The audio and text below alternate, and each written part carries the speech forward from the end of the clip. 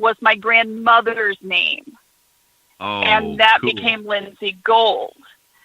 And really, that's the one name that means something. The rest is just kind of, they just felt right when I hit that name. Well, I mean, you've got Agent Wren Gold, W-R-E-N Gold. Yes. Is there any significance in the term Wren or the name Wren? There really isn't. I wanted something different. And I also knew that at some point I needed that name to be this horrible, ostentatious something. So it became Renfield when his mother shows up in book 3, which he absolutely hates. And so, yeah. Oh, wow. How do you come up with the composite of your characters? Obviously, a lot of people write from experience. Is this something you've put together from the people you've run across in your law enforcement profession, maybe? A lot of the police officers, yes, there's definitely qualities in there from people that I've worked with, or things that I would do or definitely would not do in the case of one particular deputy that always gets in trouble. But the one thing that I had to put in there was there are 2 deputies named Bob. So you have Big Bob and Little Bob. And I've worked in 2 departments where we've had that happen, where multiple people have had the same name. So we've had, little and big, whoever, just so we could differentiate between the 2. Yeah, and what happened if you had 4 Bobs? Well, you can say Big Bob, Little Bob, in between Bob, and I don't know Bob. We actually had a department that had 3 bills out of like 5 people. It's like, how does this happen? I'm not going to say a joke about inbreeding, but I mean... yeah, it's like, how does this happen? Our departments aren't that large. How does this happen, Now, you're no longer with the department. You took a medical retirement, if I remember right, or disability? Yes. Now, have you been in touch with any of the previous law enforcement people that you knew? And I'm sure they know you're writing books. Has any of them come up and said, hey, that sounds like me? No. I didn't want any one character to be specifically based on any one person. That's just not... So you didn't... there's too much risk with that. Oh, so you didn't work with somebody in the sheriff's department that would have took a stick to a slug and poked it and get all covered with slime from head to toe, and then have to go back to the station house? No, thankfully. Darn. But, it is Missouri, so we have had some cases where it's literally covered in so much mud or something, you go to the car wash and hose yourself off before you go on back to the department, or even try to find a clean uniform. Yeah. Now, did you kind of like work your ex-husband into it without realizing it on any of them? I mean, if I wrote a book, I could certainly write about my ex-wife. She would be a couple chapters right there. I can tell you that. Like the time I saw a UFO or thought I saw a UFO, I kind of wish she would have been abducted. But they beamed down at her and realized, hey, no way we're going to take this lady on our spaceship. I kind of made a point to not have him involved at all in anything. Yeah, the ex-husband is not involved in anything that I've written. Okay. Well, some people would have, kind of like, I won't say what I was going to say. But I mean, sometimes, people do, use their ex-spouse or their wife or their current kids, and they kind of make a plot about their, I could write a good book about my story life of my family, and I guarantee you it would make it on a cable channel. Like, oh God, I mean, that's what they could call the show. Oh God. Yeah, I have some relatives in my family in the past that definitely would fit that, including bootleggers who took moonshine to Joplin and that kind of thing. So yeah. Well, okay, let's get back for the audience. Going to get into this a little bit. Okay, something was going on in this military base.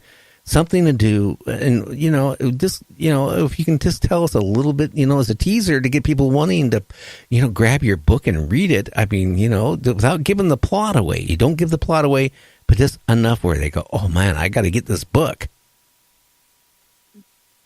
Basically, the entire series comes down to there was and continues to be a secret program on the base where all of these creatures, monsters, whatever you want to call them, are housed, researched, secured for safety, for their own safety, for the safety of others. And something happens to cause a catastrophic failure. So all of these things that were safely kept away without anyone knowing are now loose in the county. And the sheriff, having just taken over, is now dealing with this on top of normal duties of sheriff, and is finding out her husband is the one who was in charge of it, which she didn't know because, of course, everything being classified, she had no knowledge of it and what he actually did. Wow, that right there, that kind of reminds me of you can make a movie, right? The scientist, right, is discovered a way to bring back whatever, aliens to Earth, and when he does it, they start destroying Earth, and then the person who's actually fighting against it was the person's spouse. I mean, that's kind of interesting right there. Mm-hmm. Well, I try to make a point of there's not really aliens, but that kind of led to my Facebook question involving the prequel series. If you have the perfect couch that is absolutely perfect, it's one you can't ever replace. And it is now covered in blue alien snot and partially chewed pizza. Do you have it cleaned, or do you have it replaced, or try to replace it? Either way, it's at government expense, but, what do you do with it? Alien or a monster snot? Blue alien snot and partially chewed pizza. Yeah. Well, I guarantee you in my case, it would be really good. I need to lose weight, so I'd probably keep it around because I would probably not want to eat anything at night. So when I'm watching all these sci-fi shows, I'm not going to sneak out, tiptoe on my tulips going into the kitchen to get my bowl of ice cream, which the doctor said I can't have, but I don't tell anybody I do it. And then, I get my bottle of Coke, and then, I make popcorn, and this, my whole life revolves. I sleep about 2-3 hours a day. So, I mean, my life begins after the show, and I start, watching all these sci-fi. So that'd be cleaning off the snot and stuff. I wouldn't do it. Yeah, it's either way government expense. Either the government is going to be responsible for cleaning it, replacing it, or covering it. Which one is it going to be? Well, I would live with it because I need to lose weight. But I don't know. What would you do, Michael? Would you have the government replace it at their expense, or would you try to clean it? I got bumped off there, so I just joined the conversation back again. Okay. So I didn't hear. I didn't hear the punchline there. Alien snot on the couch. Green alien snot. Would you? If you're the absolute perfect cat in blue alien snot and partially chewed pizza, do you have the government clean it or replace it? Oh man, you know what? Being a ufologist myself, and wanting to preserve the evidence, I would do everything I possibly could to just grab that stuff and run with it, and then parcel it out as many pieces I possibly could to different labs to get the thing analyzed, because obviously if you put it in one place, it's going to disappear and you'll never see it again. Now, I do have a question, though, Liz, about this whole idea, of these animals or cryptids or whatever, is involved with this military experiment. Did you do a lot of research and or base some of those topics on the Dulce, New Mexico, kind of rumors about the idea that there are biological experiments, crosses between humans and animals, and those things kept down on the 7th level, supposedly, of Dulce? Yeah, I didn't. I'm in Missouri, so we have Fort Leonard Wood.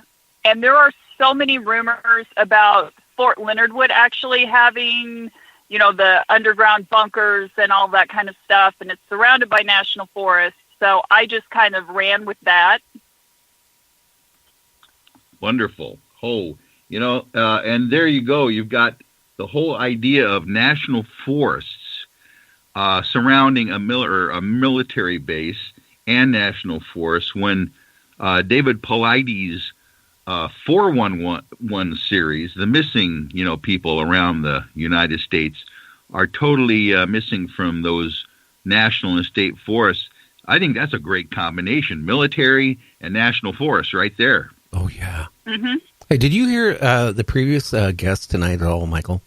We did touch about the missing of the national forest for a little bit on that show. Oh, yes. No, I wasn't. I was at the other paranormal lawyer meeting, so I missed it. Yeah. But, I that's one thing. I think it takes somebody that has a great imagination and, to sit there, it's a big difference between watching sci-fi and horror type movies and, all these B flicks, but to sit down and be able to write it down and I could never do it. And I'm amazed that, every time I talk to Liz, that she keeps moving forward with it. And I'm so proud of this gal. Well, definitely. And matter of fact, Liz, I don't know what motivates you to put so much effort, into doing that, because I know what it takes to actually begin a project, and stick with it until it gets to an ending point. Are you the kind of writer that you just have to write? Yeah, the strange thing is I had never written anything until I started the book series in 2016. So I'm still kind of new with this.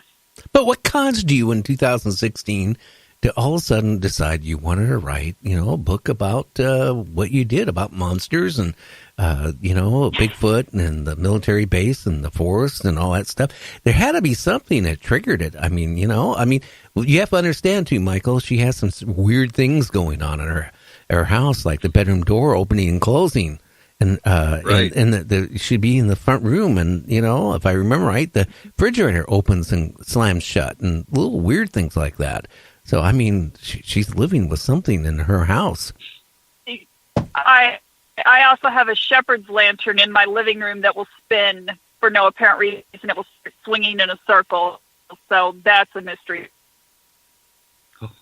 too. This sounds like one of those vortexes that you can run across. Realize it, Yeah. Now, did any of this stuff that's been going on in your house? Is that what got you interested in writing? I mean, if that stuff wasn't happening, like, the door slamming and all that other stuff, would you still wrote the books? I mean, did that have anything to do to influence you? I think I probably would have still wrote the book. What really got me was the coincidence between the story of the encounter on the base with Bigfoot and 2 weeks later the trail where the encounter had taken place being closed due to a black bear sighting. that I just started laughing. It's like, that's it. That's, yeah,